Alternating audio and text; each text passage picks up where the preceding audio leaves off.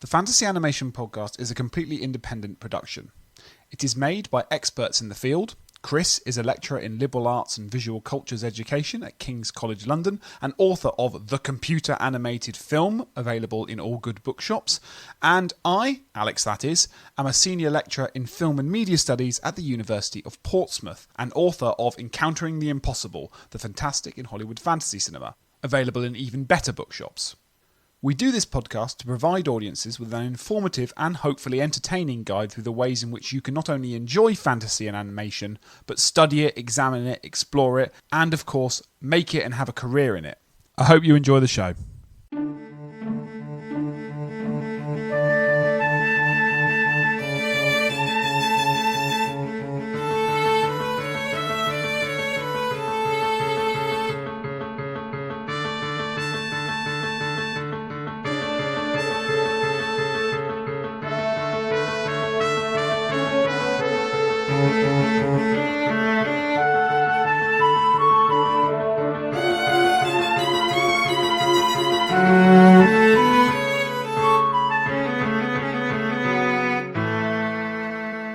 Hello listeners and welcome to another episode of the Fantasy Animation Podcast. I'm Alex Sargent. And I am Chris Holliday. Chris, today we are doing the 1940 Thief of Bagdad. We are. I qualify it with the year because not to be confused with the 1924 Thief of Bagdad. Yes, okay. Or various other kind of iterations of that title that exist and emerge throughout different world cinemas. Yes. We're doing the 1940 version, sort of nominally British, but basically a British-US co-production, produced by Alexander Cordra, who we will come to later. Michael Powell has a credit on it, the celebrated British director. We'll talk more about that in a bit.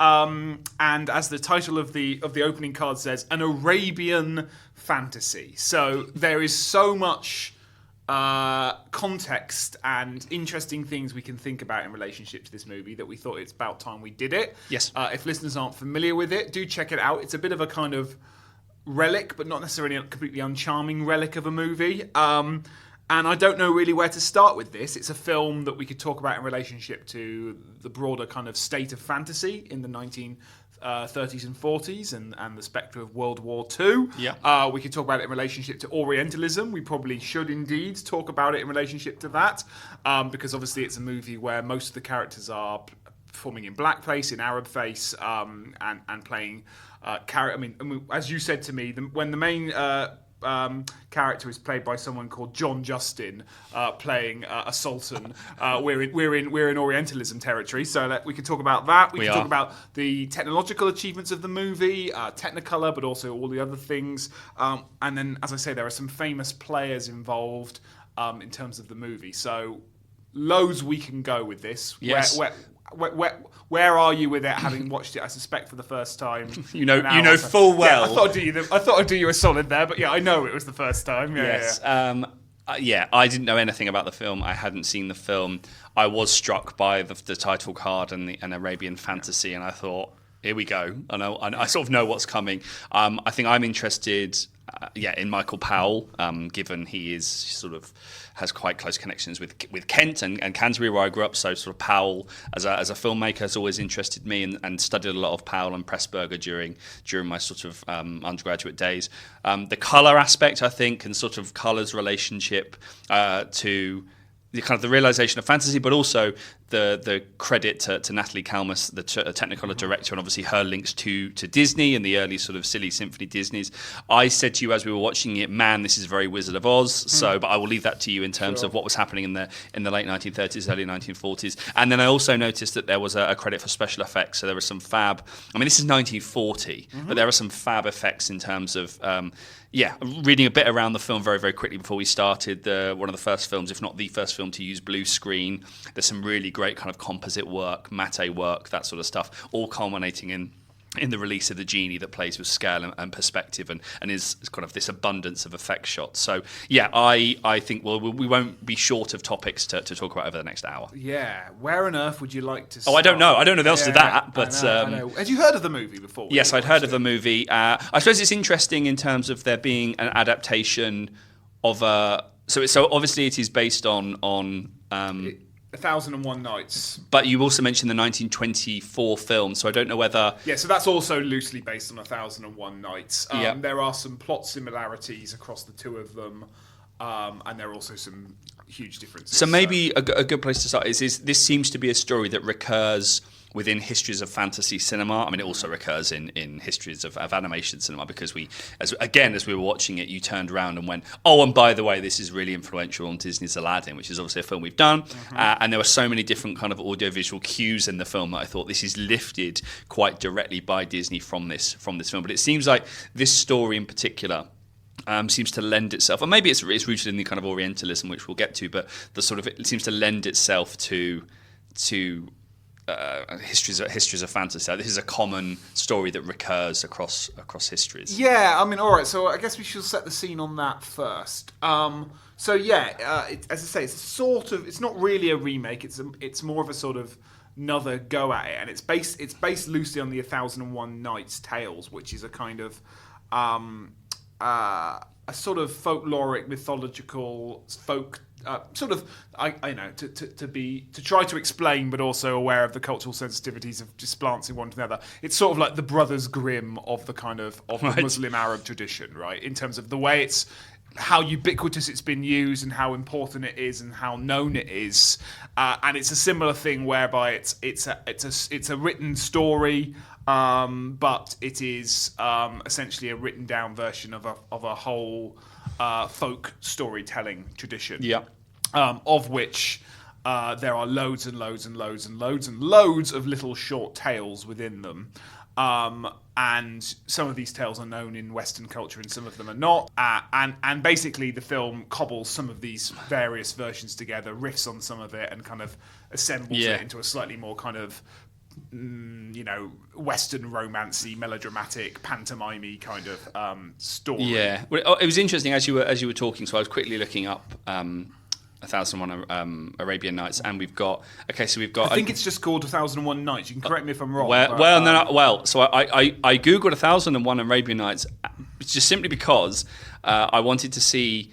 There are many live, quote unquote, live action versions of the tale. We have The Palace of Arabian Nights, which is the 1905 silent fantasy directed by a certain Méliès, and obviously Méliès has his own history with fantasy and animation, given that he is the father of sort of both. We have 1001 Nights from 1945. We have 1001 Arabian Nights from 1959. This is a common story. Well, it's a common story, but it's a kind of subgenre. So. David Butler makes the point, but he's sort of only giving a name to something that's sort of already clearly in existence, and he acknowledges that in his book. But in his book, Fantasy Cinema, he sort of talks about the various subgenres of fantasy cinema, and one of them is this kind of the Arabian Nights fantasy. Okay, so within the history of popular fantasy filmmaking, certainly in Britain and the US, this kind of interest in this kind of collected iconography of sultans, harems, magic carpets, the exotic, the erotic. Yeah. So fusing a kind of, as you say, Orientalist fascination with the Orient, with the East, with a kind of interest in magic and spells and fantasy, and it's right in the beginning of cinema and all the way sort of through. Yep. Obviously, we could go as far as the Harryhausen movies we've done. Certainly, the ones we've not done as many of these, but the sort of the Voyage of Sinbad. That's another tale that sort of it draws on, right through to something like Prince of Persia. In a more recent memory.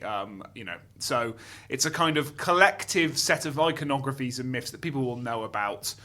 In terms of what I'm talking about here, I think actually the title distinction is probably important, because I think it is 1001 Nights in the original translation, but it's often translated the book I'm talking about into the Arabian Nights, and to give it the Arabian quality speaks a little bit of the tension of what we might be talking about here, because in fact the 1001 Nights is a collection of folk tales belonging to Middle East, a collection of Middle Eastern cultures.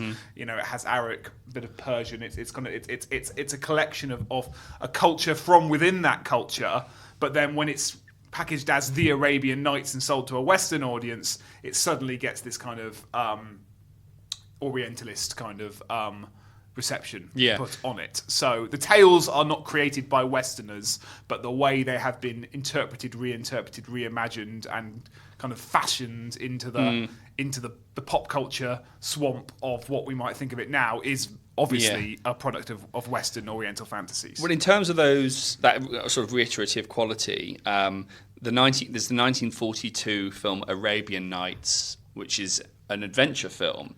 And I was thinking, as you were talking, based on what you said about David Butler, that this sort of subgenre of fantasy cinema seems particularly hospitable to certain kinds of effects. It is one of those tales, as I said, that seems to recur, and it seems, I think, really generative. Certainly, if we're going back to Melee, it seems really generative for thinking about fantasy and animation's relationship. But I should stress, just because you're saying one of these tales, it's 1001 tales. It's a lot of tales. It's a collection of different stories. So but it doesn't feel that way when you're watching. We're not talking about Red Riding Hood here. We're talking about the entire sort of Western canon of folk tales. So the process of adaptation. So it's not like it's the same story told over and over again. It's this kind of collective milieu, and this is where the kind of fogginess of it all comes in that there are some tales that. So Aladdin is the good example. Aladdin wasn't in the original 1001 Nights. It got added to it as it got translated and sold. It's very murky as to where we might assign cultural legitimacy in these things because but so much of their story is about being received by the West, and as soon as they get received by the West, they get changed because if a folk story, just as Red Riding Hood to a German audience has one kind of reception. This has a logic of this is far away and exotic, therefore it must be magical to it.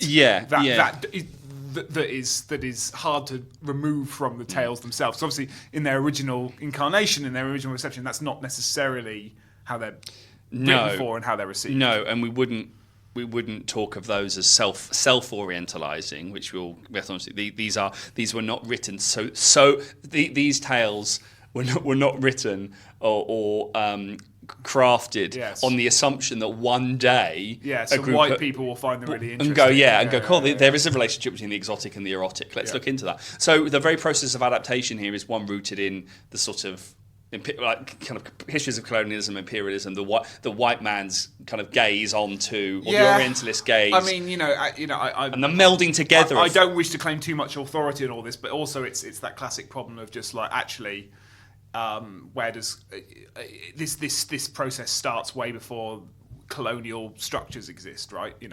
We could trace this right back to kind of medieval Christendom and the Arab world and the kind of cultural mingling there. That's where some of this stuff happens. So it's also it's also been a process of exchange as well as a process of power and taking and all that kind of stuff. And when it moves into histories of cinema and stuff, by the time but also when we think about Orientalism and that sort of lumping together of and a generalizing us and them quality, that seems to work really nicely at just kind of a basic level of lumping 1001 Tales in to sort of create a kind of relatively coherent set of, as you say, icons and imaginaries that replay over time. And the one thing that this film has that makes it a bit different to all the other adaptations, or at least some of the other adaptations, again, I can't think of them all off the top of my head, but is that it does has this quite strange, well, it feels quite strange to watch structure, which is quite reminiscent of the 1001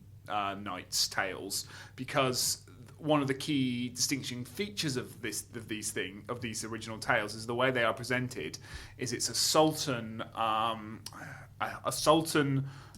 speaking to his harem, and the various tales are narrated by, I believe, his wife, who tells them these stories, basically, I think, to stay off an execution. I'm trying to remember this off the top of my head, but certainly that there's a kind of wraparound story in which all these individual stories take place.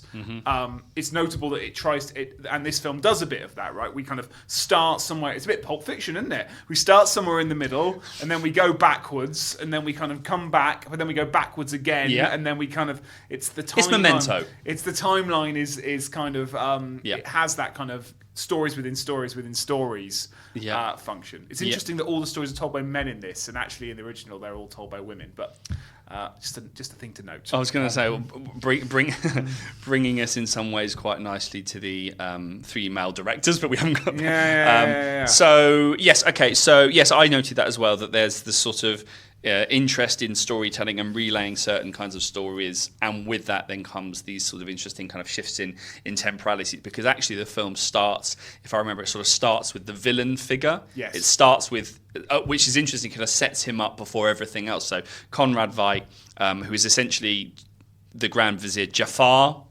I mean Jafar, but Jafar. Yes, sorry, the yes. inspiration for Jafar in Aladdin. So the film starts with him.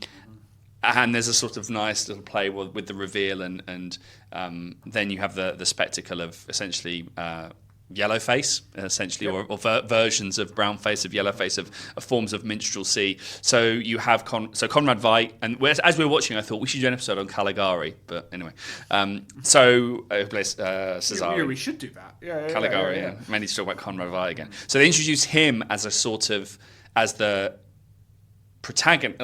Okay, first 5 minutes protagonist, and then it does that kind of interesting shift where the focus moves towards this blind beggar Ahmed, Yes.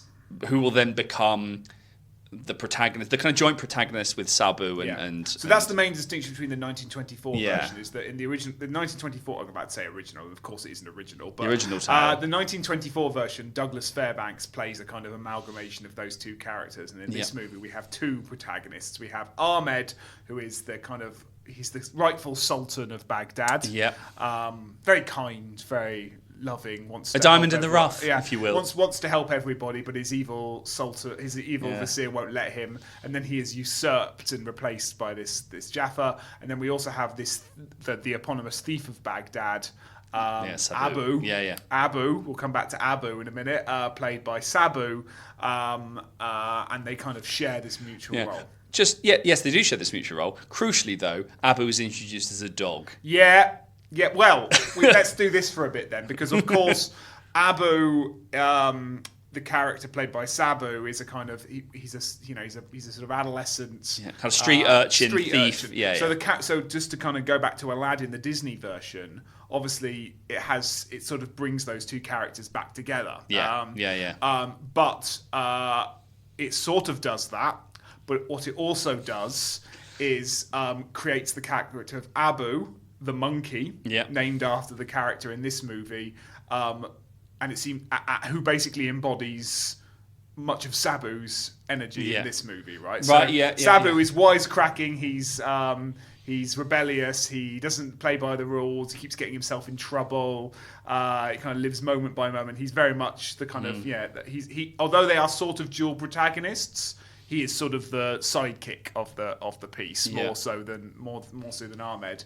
And you're right, there is this plot point whereby you start to see these two, and they've been cursed. They've cursed Ahmed because he's blind, and they've cursed Abu because they've turned him into a dog. Yeah. And it's very, I don't know what there is to say about this, but it's interesting that then, 40, 50 years later, Disney animators would turn him into a monkey. So we have this Indian British boy, Sabu, who apparently we all feel very comfortable turning into various animals, because it's sort of the same role, isn't it? Yeah. Not to be too glib, you know? Yeah, so there's some interesting stuff around the kind of reallocation of these kind of character traits and the ways in which, and we thought about that Aladdin the Disney version from '92 brings together the two characters, but then also creates this Abu monkey figure that also embodies specifically only the traits of Sabu's character in this Abu. So there's a lot of in the. It's murky. It's weird. I don't really have much to add. No.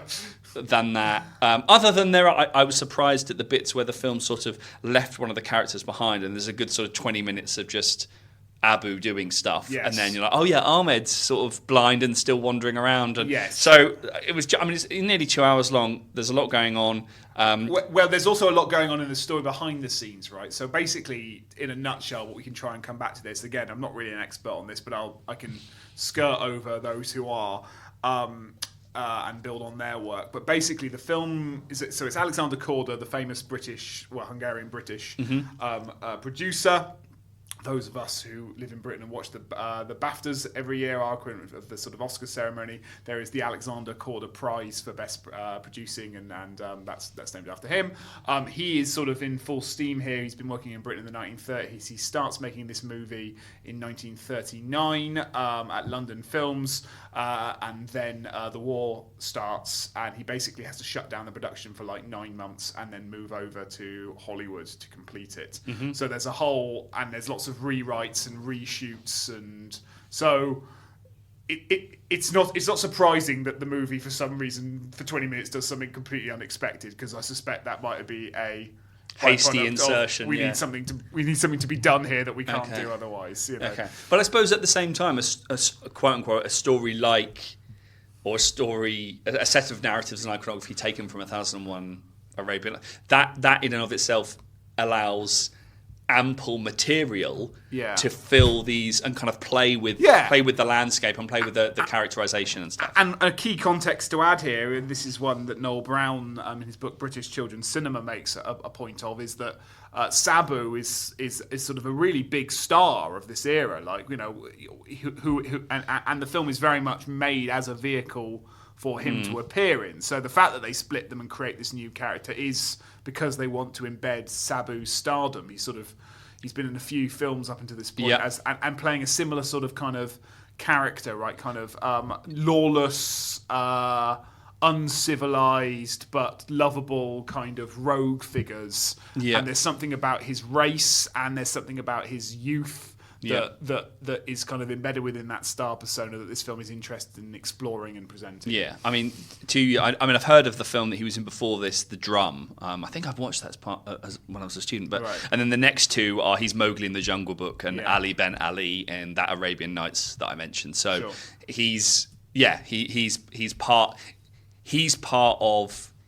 of the iconography. He's part of the kind of Orientalist iconography with which these kind of popular media texts and cultural products are working. He's the sort of the figure that connects up a lot of these interesting stories, interesting adaptations, reworkings, whatever it is that we want to call them. Yeah, exactly. And the film that makes his name is a film called Elephant Boy, 1937. Right. So this is right, like, you know, and he's for those who don't know who he is, he's a huge star in the sort of late 30s, certainly in British cinema. Yeah. And the film wants to use that stardom. So it's also, you know, I don't know enough about the production history. I don't think we should explain every decision away by they probably had to do it like that. Like, I can also imagine they wanted 20 minutes of the movie to star Sabu because they've got Sabu. You wouldn't get him in not to be in the movie, right? So Okay. I mean, going back to the start, I mean, we will get into the idea of an Arabian fantasy through kind of Orientalism. Well, I guess we could do that now. We sort of have. We're welcome to keep going. No. I guess, I mean, there's lots of stuff written on Orientalism, and we're not going to go into it, mainly because we may or may not record a footnote episode on Orientalism in due course. Yeah. However, this idea of a sort of, when we talk about the Orientalist gaze, and it has a lot to do with obviously psychoanalysis, because Edward Said, writing his book Orientalism, comes out the same year, I think, as Visual Pleasure and Narrative Cinema. Right.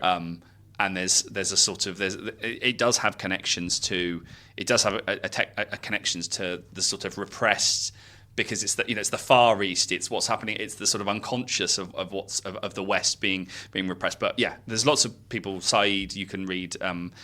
We will go into Orientalism a bit more further, but I think the kind of coexistence of the erotic and the exotic, the mysterious, the kind of the Far East as a space of magic, of kind of intrigue, and I think you get that certainly in this film through the sort of the Orientalist gaze towards sort of rituals and customs, and you get it kind of twice at the beginning and at the end, and both revolve around an execution, and it's sort of execution and the strange entertainment of execution as taking place in different parts of the world. And aren't those spaces really strange and odd and mysterious? So we won't go into Orientalism, but safe to say this has an Orientalist kind of quality that is set up, interestingly, by Arabian fantasy, which also suggests that the term Arabian fantasy had enough power and kind of cultural weight for audiences to go, oh great, it's an Arabian fantasy. It was a massive feature of the sort of 18th, 19th century pantomimes. It was a massive, if you think of, it's a massive feature of music hall. These tales are really popular. Yeah. Like, this isn't This is all very much part of European culture at the time. Yeah. Doesn't mean it. I'm not saying that to say it replaces where it was originally, but now part of European culture is this Orientalist gaze centered around these tales. And I think that's enhanced by the names, the credits. So as I said, there's a credit for special effects, and we will talk about the film special effects, and then also Technicolor. So I think this is probably a good moment. So I think a lot of the Orientalism at play in the film is enhanced by the colour and the kind of lavishness that really supports the fantasy. All I will say on this, before we get into the fact that it's quite close to the Wizard of Oz, we will, so I mentioned Natalie Kalmus, Technicolor director, married to Herbert, who was the founder and president of Technicolor.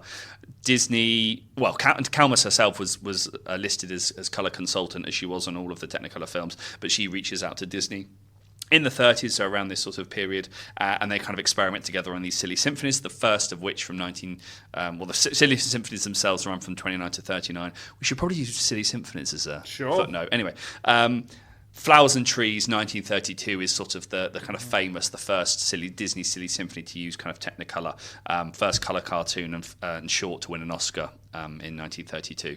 And Technicolor becomes then at work on all of the silly symphonies after 1932, up until The Ugly Duckling in 1939. So literally around this kind of time, and then presumably it then explodes in films such as The Wizard of Oz and so forth. The Wizard of Oz is often erroneously thought of as the first Technicolor movie. It isn't. Hollywood starts using in live action. Hollywood starts using it in bits and spots and sequences from similar sort of time frame. But you're right. Disney's the one that's kind of really adopting it and animation. And certainly the first wave of Technicolor movies, Wizard of Oz is one of the most high-profile examples of it. People like to think The Wizard of Oz fits into this narrative of one of those films that, like, nobody liked it at the time, and then it got, like, The Wizard of Oz reclaimed. The Wizard of Oz did perfectly great at the time. It got nominated for some Oscars. It was really well received. It did very well around the world. It was considered a massive success. It's just the same year Gone with the Wind came out. Bummer. So, and absolutely blew it out of the water in terms of, we expect a film like that to have won everything, and it didn't, because another film like that won everything. But it is not true that The Wizard of Oz wasn't noticed at the time. It was very noticed at the time, and lots of producers tried to kind of emulate it. Talking about the animation thing, love to. Wizard of Oz was conceived of as a sort of live action Snow White. Like, it was, we at MGM need one of those. We make big glossy musicals. Yeah. Let's make one, but like Snow White. If they're doing it, if they're making a musical, Disney, why can't we do it? And then there are a number of films. There's a film in 1940 called The Blue Bird, which stars Shirley Temple in a very similar kind of narrative of other worlds and traveling to other worlds. Shirley Temple at one point was going to be Dorothy in The Wizard of Oz. I thought you were going to say Abu then, and I was like, I don't know where you're going with this. And certainly there is a wave of, I could go on and on about this, and I won't, but people think that there weren't really any fantasy films in classical Hollywood, but if you look underneath the kind of unofficial histories, there's loads of them. There's loads and loads and loads and loads and loads of them. And this is a good example of a kind of cult, the genre kind of pinging around the world. And these great big films are being made. It's just they're not necessarily the films that are the top 5 movies from that year that you might name in some sort of historical list or whatever. Yes, okay. Two things off the bat of what you said. One, I'm reminded of, before we started, you said that there's a Bond link. And you haven't made it yet, and we've already talked about the production. Okay, well, the only thing to say then is that one of the associate editors on this movie, first film, Peter Hunt, who went on to direct on the Majesty's Secret Service and edit, and anyway, but that's great. There you go. And the second thing is, you mentioned kind of musical. Actually, one of the things that struck me about this is the role of song, and I think the film actually begins with a big Thief song. of Bagdad begins with the song, and then there's a couple of other numbers. Sabu sings one, I Want to Be a Warrior, something like that. I can't remember. So I just thought it was interesting, and in this case, one wouldn't describe it as a musical in the same way, but there are interesting. The role of music, I think, is part of this Orientalist discourse, the kind of ritualization and the kind of the customs of the Far East that are. I just thought that was interesting. No, that's interesting. And music. Well, again, it links to the point I sort of half made there, which is that we're at an era where Technicolor is not being used to denote realism. It's being used to denote the fantastic. It's being used to evoke fantasy. That is why you use Technicolor in the world of 1940s Britain or Hollywood, right? Wizard of Oz, Disney, this is when you use Technicolor. Michael Powell, who worked on this movie, went on obviously to make Matter of Life and Death, Red Dead, Shoes. same thing, same thing, and that is the same thing, right? It kind of subverts it, and where we get to the start of the change of it is that it subverts that Wizard of Oz, black and white is reality, color is fantasy, and it flips it around the other way. But it's. So what's happening with this one? And this is also this is big budget. Like, hey, look, one of the things that makes this an exotic place is how colourful it is. You know, look at this ship right at the opening shot. This beautifully coloured, ornate, painted ship. Look at these palaces. Look how the sets are decorated. Look how all this stuff is about the spectacle of colour, and colour being something that's magical, that's exotic, that's decorative. It's not something that captures the world as it is. It captures an alternative, stylised world. And a shout out while we're on the subject of set design to Technicolor, to William Cameron Menzies. We can come back to Technicolor and the important work that Natalie Camus does on that. But William Cameron Menzies, who is a production designer working throughout Hollywood right from the 20s, he is the production designer on The Thief of Bagdad, the 1924 version. He is the production designer on a 1933 version of Alice in Wonderland, and he is the production designer on this, and actually probably directed quite a lot of it as well, uncredited. But William Cameron Menzies, you see him in the title. Loads of others: Son of the Sheik, Two Arabian Nights, 1927. I mean, I can go on and on and on, but he's this sort of really I think under-celebrated production designer, of which this is one of his sort of later works, and the sets really pop, don't they? Like, you know? Yeah. Well, it makes me think that I wonder within, and maybe you know the answer is this, or David Butler knows the answer to this, whether or not, given the prominence of this sort of subgenre or cycle, whatever we want to call it, of Hollywood fantasy or fantasy cinema in the Anglophone context or whatever, whether or not, and we've talked a little bit about Sabu, this sort of kind of collective authorship and the ways in which certain kinds of figures like Menzies or Sabu are working, like this is the genre, because they are well versed in the iconography, they are the ones that then recur across these different stories. And so it'd be interesting to see whether or not there's kind of shared crews and things like that. If you have experience in building these kinds of epic sets, the set of all sets, then we want you to build that other one. Yeah. And No, and I think this is my point, is that like sort of what fantasy means in 1930s, 40s popular cinema, it's less codified than it is now, or at least less siloed, in that like lots and lots of Hollywood musicals have fantasy sequences in it or have fantasy plots in it.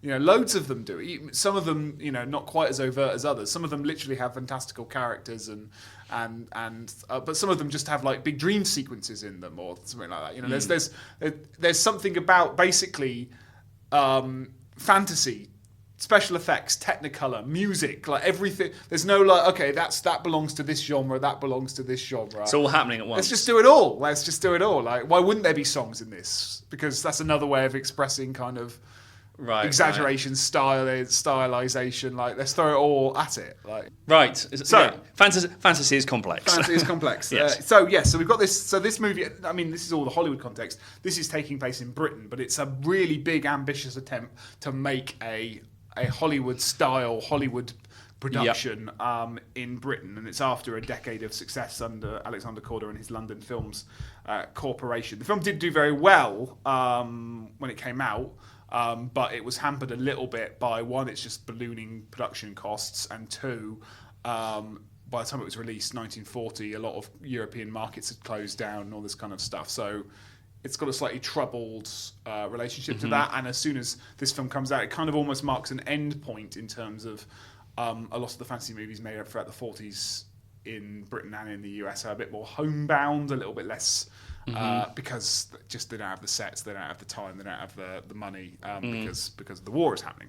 Okay, so I think certainly the epicness of the film, I got that through the Technicolor, I got that through the use of music, I got that through the kind of, I think the sets as well, and the use of kind of these matte shots, matte shots with all of the sort of ornate illusions of sort of depth and dimension that give you a sense of Basra, so that's where the film starts, in ancient Basra, and sort of certainly towards the end, I think, where there's a few kind of chase sequences throughout, which are very Aladdin, a very one jump ahead, where you're introducing Abu as this character who is this street urchin, and he kind of knows the space, and so he is. His knowledge of the space shows that he is at home on the streets, kind of thing. What struck me about that is, what struck me about the film is knowing the Disney version so well, all of the different, the way in which Disney has taken certain elements and, as we said before, kind of combined them certainly into particular characters. But there seems to be, I guess, maybe two and a half plots kind of running. You have three really. You have Ahmed, who is this this blind beggar who's been cursed to not see by Jafar, the Grand Vizier. There is Jafar wanting to doesn't want to fall in love and marry. He just wants to marry, and then maybe they'll fall in love later with the princess, who's never given a name. So it's all a bit complicated the way we're doing it, but it's a bit complicated in the movie as well. Jafar has usurped Ahmed's position as the Sultan of Baghdad. Yeah. And he wants to marry the Princess of Basra to bring the kind of two kingdoms together. And Ahmed also happens to be in love with this princess. Yes.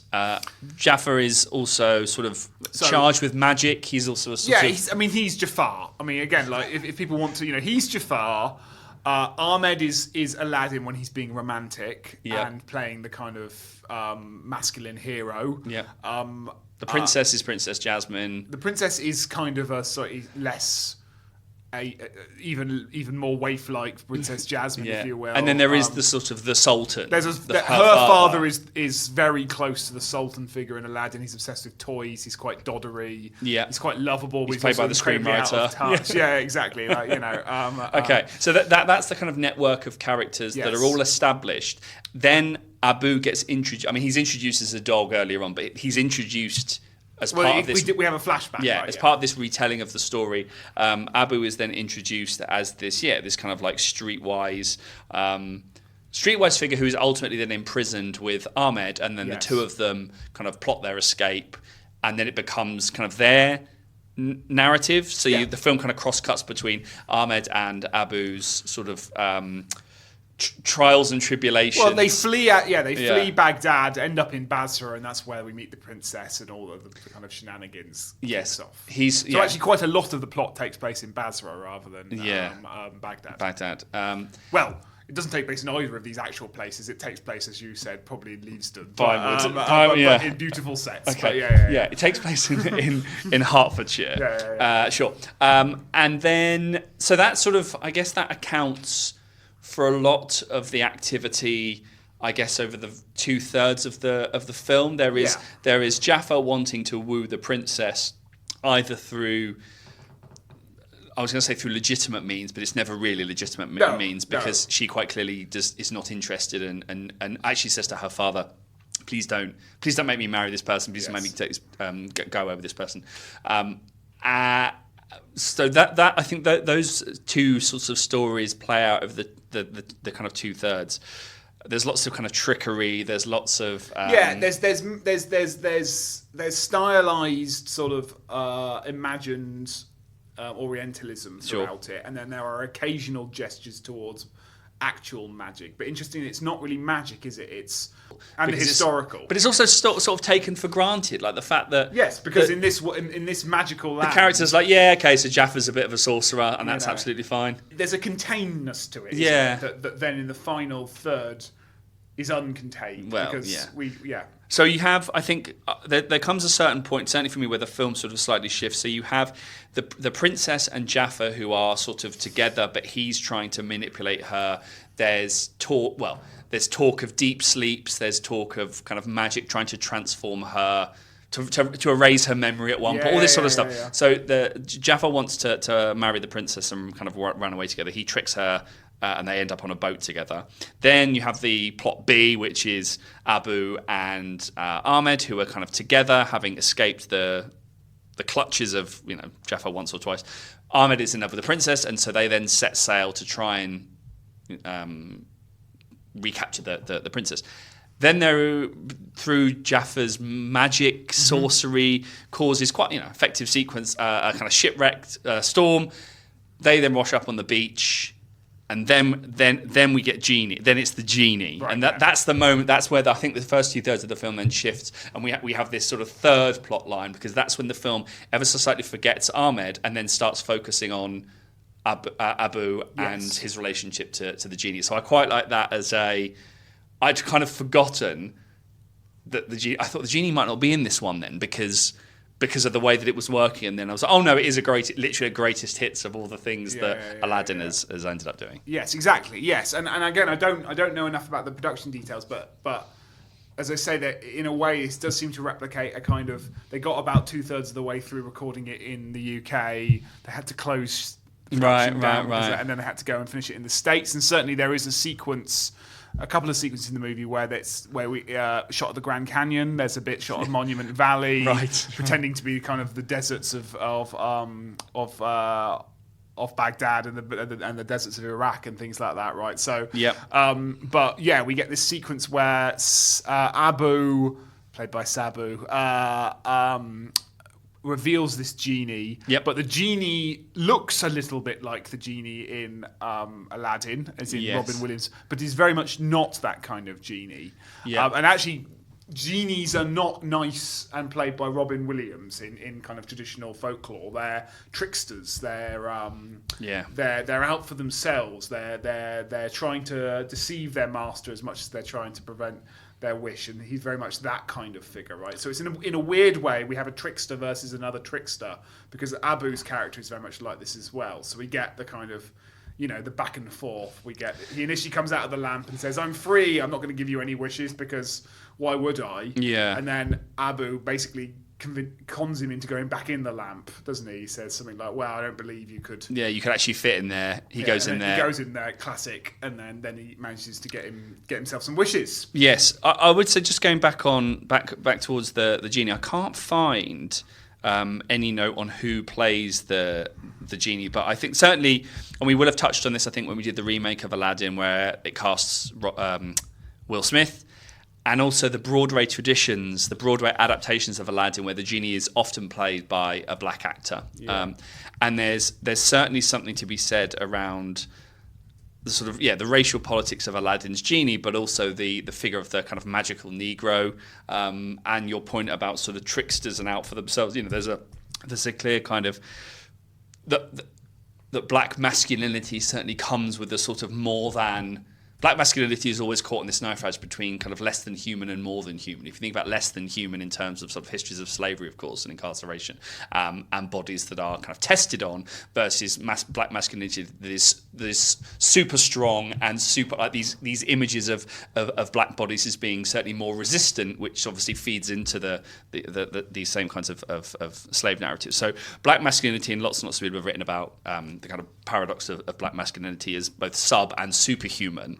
And that feeds into discussions of the magical Negro, and kind of black masculinity as sort of somehow embodying a magical. You don't have to think of Bruce Almighty films where you have Morgan Freeman literally playing God, but you also have Morgan Freeman's character in The Shawshank Redemption, or Hitch is actually a good example, featuring Will Smith, which I always think Aladdin 2019 is the sequel to, given Will Smith. To throw in some even more murky context. Please do. So this is the person that plays the genie is Rex Ingram, who's an African-American actor. Yes. And had starred in a number of different films. He'd been in a version of the Ten Commandments. He'd been in very minor. He had been in a very minor role in a Tarzan movie from the Silent Age. But also he played a number of roles in a range of black musicals. So these are musicals made in the sort of late 30s, early 40s, aimed at an African American audience in segregated America, featuring all black casts, but made entirely by kind of white money and white kind of power, I guess. I was about to say creativity, but I don't think that's the right word.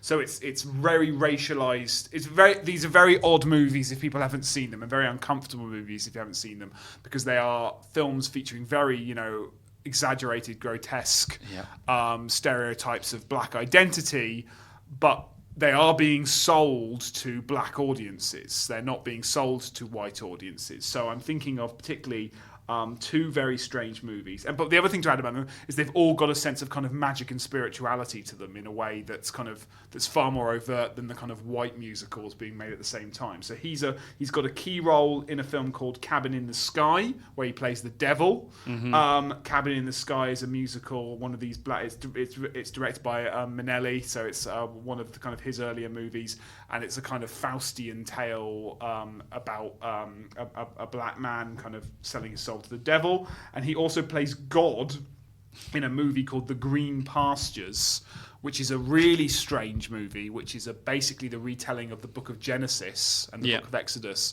featuring an all-black cast and songs and dancing. And it's a weird film because it features a wraparound sequence where characters are in a gospel church listening to the sermon of the pastor, and they keep imagining these sequences, but imagining them told through an entirely black audience. And I mean I can't really go into it without one, offending everyone, and two, we'd have to do more time to it. But it's a very odd film because, again, very, very, very, very troubling to watch, but also very weirdly casts a black man as God in 1936 in America. And the other weird thing to add about it is there's an episode of The Simpsons that riffs on it. There's an episode of The Simpsons where the characters all dream themselves into stories from the Bible. So that's riffing on Green Pastures, which is an even more bizarre thing to say. Okay.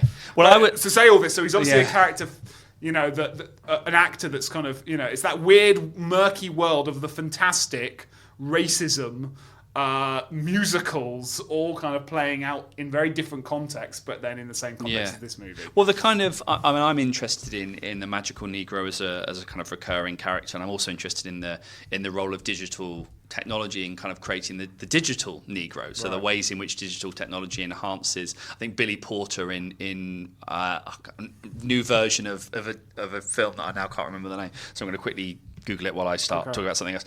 And obviously Will Smith as the genie in the remake of Aladdin from 2019. And I'd probably extend as well Oprah Winfrey in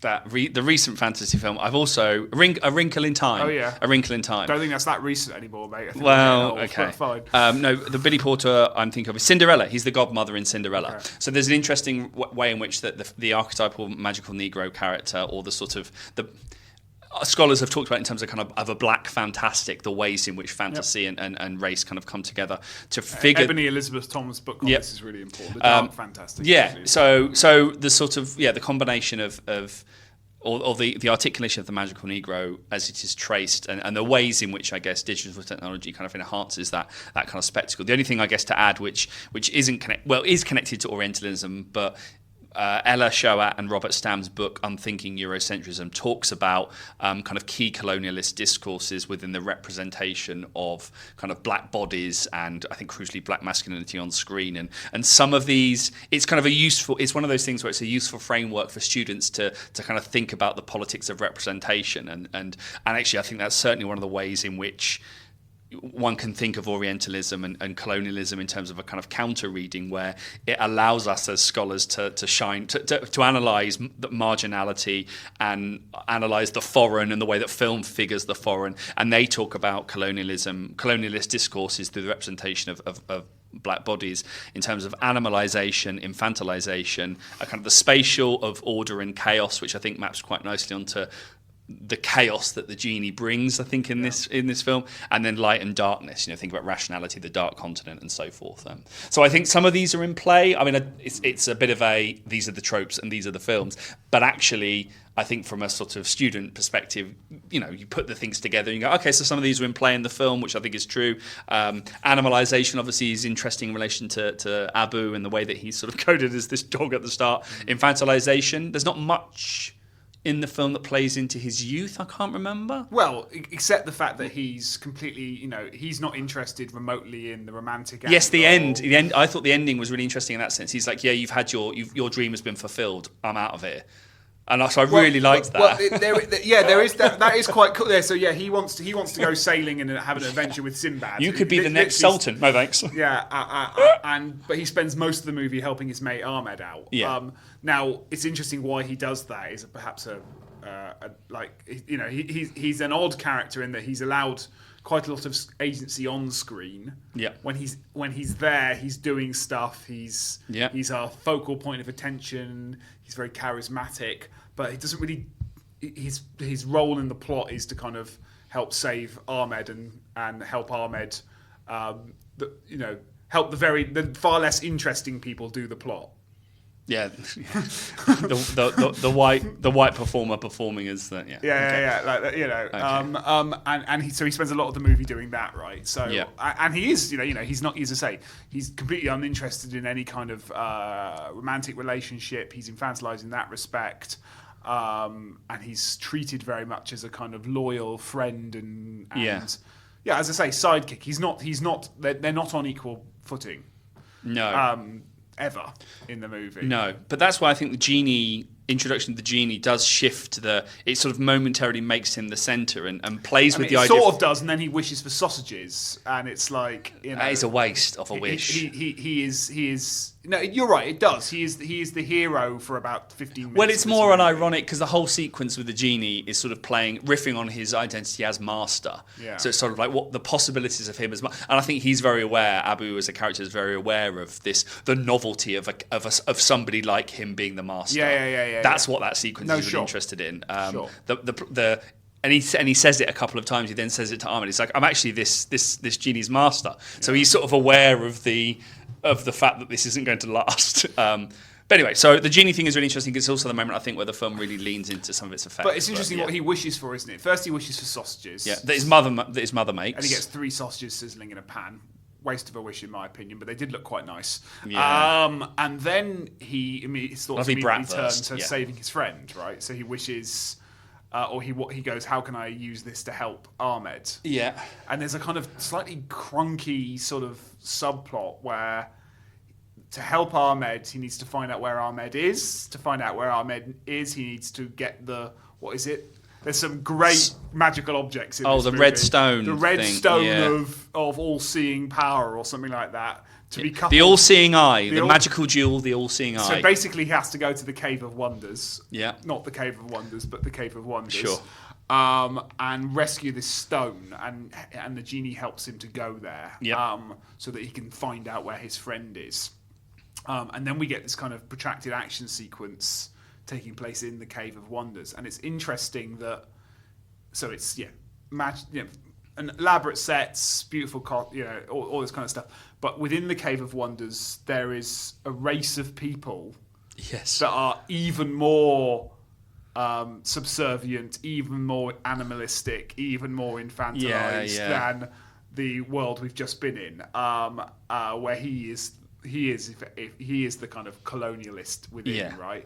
He comes in and steals their magical eye, and what are they? They're essentially a kind of cross between the Morlocks in the Time Machine, the goblins. I was thinking orcs, but maybe that's not quite Moria, right. And the flying monkeys in The Wizard of Oz.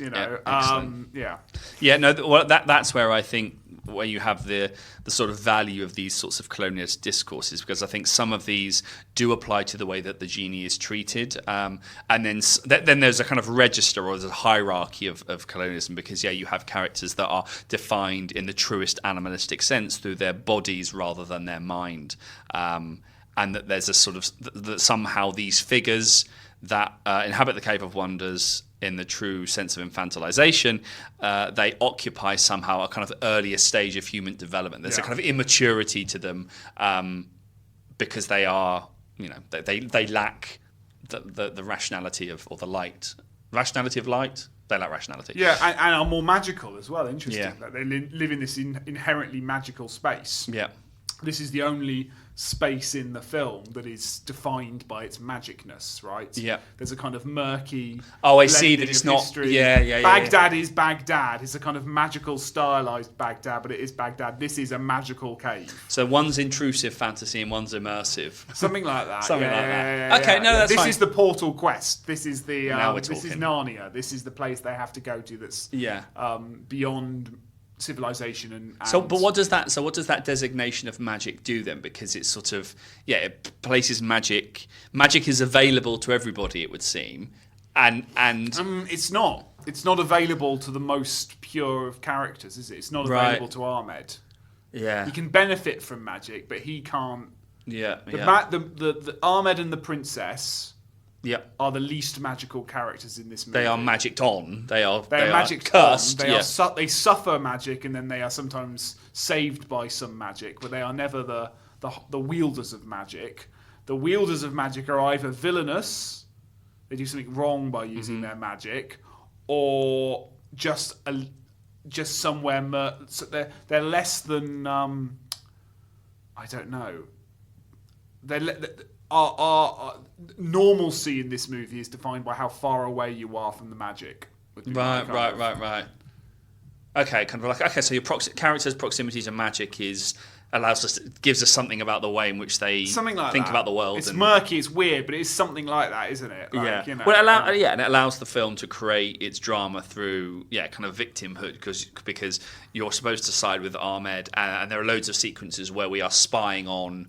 We feel like we are spying, and then we watch characters spy on the princess, who is, kind of cursed in a deep sleep, first of all, and then if she smells the smell of a blue rose, she forgets her. The blue rose of forgetfulness. The blue rose of forgetfulness, yeah. How did you forget that?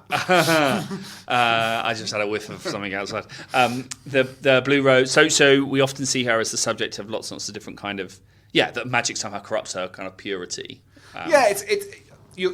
People who have magic can do one of two things with it. They can either use it to try and get what the other normal characters already have. Mm-hmm.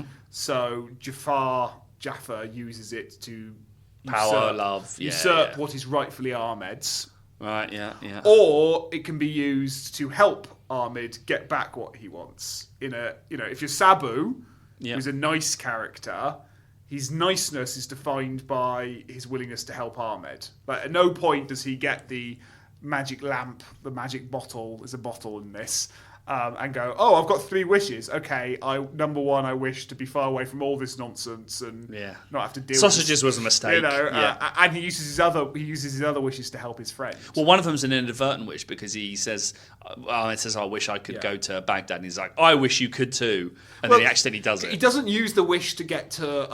I get very, very boring and pedantic about wish etiquette in movies. But people always use their wishes wrong, and it really annoys me. So, wish 1, he wishes for sausages. Then he manages to convince the genie not to use a second wish. Which is what happens in Aladdin. And just take him to this cave where he's going to get this all-seeing stone. Yeah, that doesn't count. That's not one of them. He gets the all-seeing stone. He looks into it, sees that Ahmed is in the Grand Canyon. Not the Grand Canyon, but it's clearly the Grand Canyon. In Hertfordshire, sees that he's in the Grand Canyon and then uses his second wish to wish he was where his friend is. Yep. Which I feel like he could have just done in the first go without all this nonsense with the cave and the... Yeah, but it's interesting that in other instances where they ask for travel, the character just instantly travels there.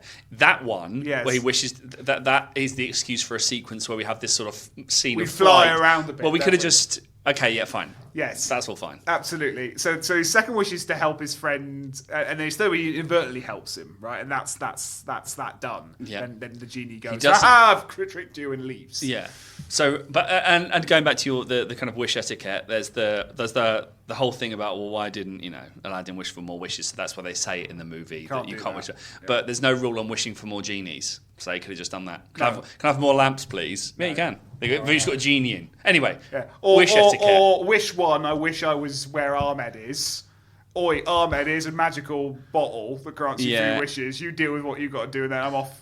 Yeah, then I'm and then that resets. Then I'm going to wish for loads of money and and actually giving it a new owner will reset. So I'm back on 3 now, am I? Yeah. Is that how that works? Yeah. So it gets very pedantry, but I just like, doesn't make any sense. But fine. Okay. It doesn't make any sense in a world where this doesn't need to make any sense. Yes. So I'll get to that. So Ahmed is left. Ahmed is back in Baghdad because he's been wished there. Yeah. He's ready to save his love from the Purple Rose of Cairo or whatever it is. Abu Sabu is stuck in the desert now without Genie. Yeah.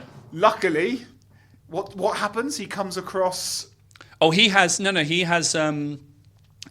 Abu is witnessing the events that are happening elsewhere. So he's watching the princess. He's watching Ahmed, kind of together. He's watching the narrative. He's watching resolve. the final. He's watching the final thing. And then part of what happens is he sees, because at this point Ahmed and the princess have been now captured by Jaffa and they are tied up. And that's at the moment where Ahmed says, if Abu could hear me, I would say, yes, I'm sorry. You're and a stuff wonderful like that. friend. Yeah. And Abu's watching this through this all-seeing eye, gets very sort of emotional and just wanted to see it, and he chucks it on the ground. Yes. And it sort of explodes and causes this is where it gets fun. He's trapped in like a valley, and it kind of explodes the valley and lets him it causes get out. a rock. It causes. It's like the opening of Triple X, where you have all of the. He sets A off reference that will not help anyone. He sets off an avalanche and then revels in it chasing him. So it sets off an avalanche, and during that process of the avalanche, he somehow gets transported to that tent in the middle of The Spy Who Loved Me, where Roger Moore rocks. He ends up in this sort of like Bedouin tent. Yeah, where he's meeting with these sort of even, it would seem kind of higher powers. Because Abu is on his own, and he's already sent Ahmed back to Baghdad. That's it. He then meets the old king of the land of legend. That's what happens. So he witnesses Ahmed using the jewel. In anger, he destroys it, yes. and in destroying it, that somehow frees kind of the genie equivalent. It kind of frees the sort of old king of the land of legend, and the old. That's right. Yeah. And he gives him a magic crossball. Yeah. That so may or may not become important. One can't help feel some of these scenes are. How do we get from here to here in no more than 5 minutes? Yes. So some sort of magical world is recreated out of this stone. He's the king of it, but he's allowed all of his. The only thing he's not allowed is magic a carpet. magic carpet. Yeah. Cut the to one thing he wants because he can get and help his friend if he gets the magic carpet. Yeah. So he becomes he does his final act of thieving in the movie, and he steals the magic carpet and rides away to save the day and save Ahmed from an execution and restore order and peace to which the is world. absolutely what happened. And then I don't know how we're doing fun, but then you have that really interesting scene at the end where Ahmed and the princess. So Jaffa has been killed, and crucially when he tries to flee on that toy, that flying horse, when he is shot. I mean, I'm listening to all these words we're saying, and I'm absolutely baffling. But when Jaffa tries to escape, and is shot and killed, the horse kind of explodes, but explodes into those kind of mechanical parts, which I thought was really cool, actually, to show the different parts of this kind of toy. Then we have in front of the new. Balance has been restored, kind of thing. Ahmed is giving a speech to the people in the city, kind of saying that Abu will become his grand vizier, when he educates. And this is the bit that Abu he's not interested in this. He's kind of alarmed by these. I don't want to be civilized. I don't want to be, which is a really interesting. I don't want to be taught how to behave. I don't want any of that. I want to go have another adventure. So he hops on the magic carpet and sort of, and also I really liked Sabu's performance where the camera kind of cuts to him as Ahmed is talking, and Sabu's he's kind of ill-fitting clothes, and he's like, I'm not. This is not happening. I'm not used to these clothes. And then he jumps on the magic carpet and flies away and sort of and repudiates all that's gone before. And Ahmed sort of smiles at him, and then we have the end. So that I really liked that I wasn't expecting that as an ending, and I thought that was a really nice way of kind of destabilizing the role of I don't know. There's some interesting things to say about kind of civilization and to be Sure. civil and education. And yeah, I thought that was a nice Yeah, touch. and they'll go, and wave and Yeah. bye. The end. So I know it's a movie. It's Technicolor in many ways, right? It's Technicolor in its technology. It's Technicolor in its aesthetic. It's Technicolor in its racial politics. It's Technicolor in its kind of fusing of of history, fantasy, musicals.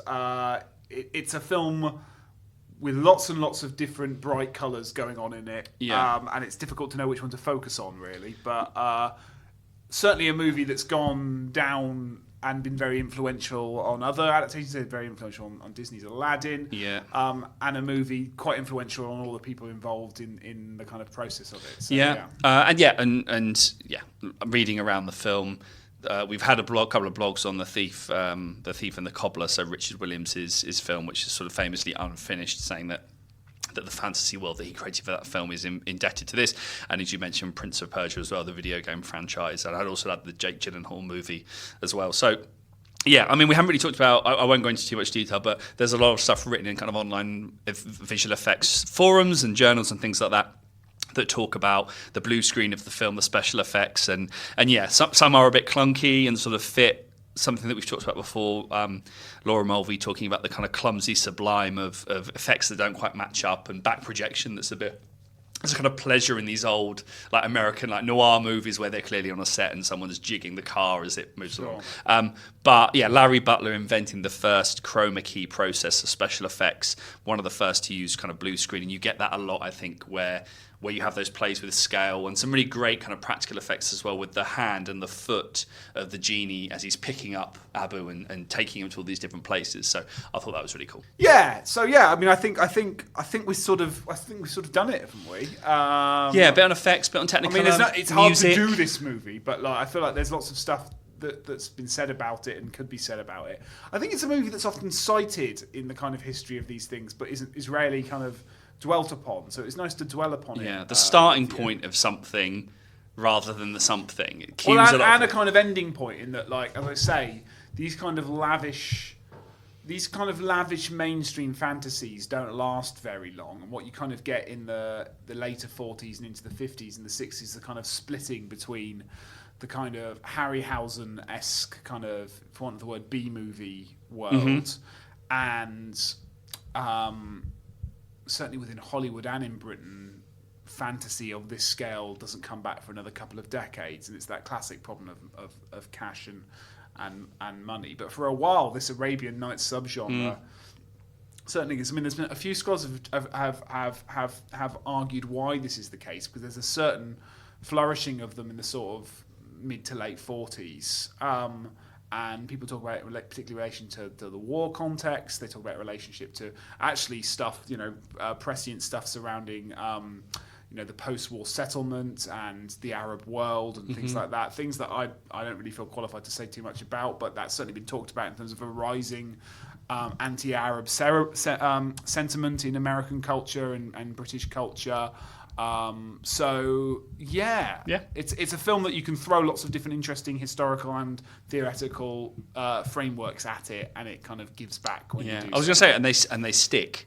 I think there's lots of stuff going on in the film, it seems to be one of those ones, and maybe this is just my ignorance, that seems to it seems to be a really good moment, where fantasy and anime, if we were continuing that chronology on from Méliès, which we obviously have done, like this is one of those movies which should be like treated in the same way as your Harryhausens. It's really important for the development of fantasy cinema, really important for the development of animation and visual effects and stuff. Cool. All right. Well, that was The Thief of Bagdad. Listeners, if you have any further thoughts on the film, you can contact us at fantasy-animation.org. We'd be delighted to hear from you. If you've got blog posts, as it made you think about any footnote suggestions, all be very welcome to hear. You can also use our handle FANANIM Research, FANANIM Research, and follow us on various social media platforms. Give us a like, give us a retweet, subscribe to the podcast on whatever platform you're listening to this on. Give us a quick review would be very handy. And otherwise, we'll guess what? Get on the magic carpet and fly away. Yeah. Yes. Yes. Nicely We done. won't speculate as to who's Ahmed and who's Sabu. And the princess. Yeah, and who's the princess? Yeah, Sure. absolutely. I'm probably more at home being the elephant, I think. Anyway, we'll see you next time. Bye.